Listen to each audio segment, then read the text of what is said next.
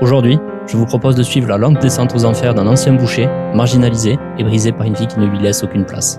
Orphelin, victime d'abus, exclu très tôt des circuits d'éducation et de formation, il grandit sans repère, sans soutien, sans la moindre aide. Il affronte seul chaque épreuve, dans une indifférence totale.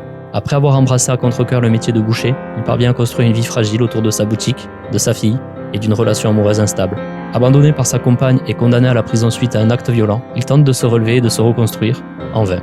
Partout, il se heurte à la brutalité sociale, à l'isolement, au rejet, et peu à peu son monde se désagrège, entraînant avec lui ses dernières barrières morales, jusqu'à un point de rupture aussi dérangeant que tragique, où haine, amour et folie se confondent.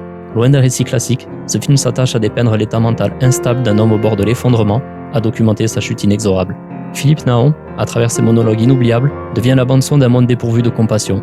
Sa parole, brute, sans filtre, parfois ignoble, incarne avec une maîtrise saisissante la psyché de son personnage.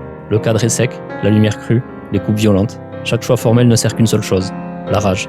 Mais ce film ne se limite pas qu'à un cri de colère. Il observe surtout notre société avec lucidité et dissèque les conséquences de l'humiliation, du rejet et du silence. Il révèle comment une violence silencieuse, refoulée pendant des années, finit par éclater chez ceux que l'on a laissés pour compte, jusqu'à provoquer un basculement brutal que l'on pourrait croiser n'importe où. Avec ce premier long métrage, Gaspard Noé a gravé son nom au fer rouge dans l'histoire du cinéma français, ouvrant une voie radicale que d'autres ont prolongée par la suite, à leur manière. À une époque où le cinéma contemporain valorise des récits élégants, formellement maîtrisés, mais parfois trop aseptisés, Seul contre tous nous rappelle, même 27 ans après sa sortie, que la véritable maîtrise consiste parfois à oser tout faire voler en éclats pour mieux révéler ce que l'on refuse de voir. Un film à découvrir ou redécouvrir pour la justesse troublante de son propos et la performance inoubliable de Philippe Naon.